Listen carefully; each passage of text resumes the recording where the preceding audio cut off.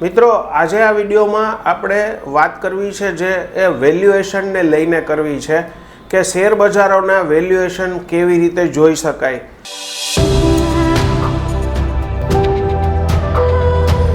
Generally price earning ratio ઉપરથી લોકો જોતા હોય છે કે વેલ્યુએશન કેવું છે। તો અત્યારે ખાસ એ કહેવું જરૂરી છે કે ભારતનું જે શેર બજાર છે એનું વેલ્યુએશન ઘણું હાઈ છે। એક બે દેશોને છોડીને વિશ્વના ઘણા બધા દેશોમાં ભારતનું શેર બજારનું વેલ્યુએશન એટલે કે પ્રાઇસ અર્નિંગ રેશિયો ખૂબ જ હાઈ છે।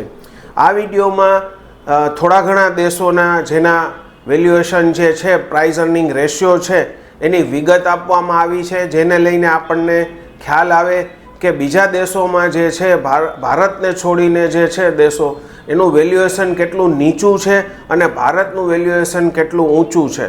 કહેવાનો મતલબ એ નથી કે ભારતનું વેલ્યુએશન શેરબજારનું ઊંચું છે એટલે શેરબજાર ઘટશે, એવું નથી કે પ્રાઇસ અર્નિંગને હિસાબે કદાચ ઊંચો પ્રાઇસ અર્નિંગ રેશિયો હોય તો બજાર ઘટે, પરંતુ જ્યારે એફઆઈઆઈ જેવી સંસ્થાઓ હોય એ લોકો પ્રાઇસ અર્નિંગ રેશિયોને ધ્યાનમાં લઈને ટ્રેડ કરતી હોય છે, રોકાણ કરતી હોય છે, એટલે પ્રાઇસ અર્નિંગ રેશિયો જેમ જેમ ઊંચો જાય એમ સમજવાનું રહે કે હવે વેલ્યુએશન મોંઘું થાય છે અને ઇન્વેસ્ટરોએ સાવચેતીનો સૂર દાખવવો જોઈએ।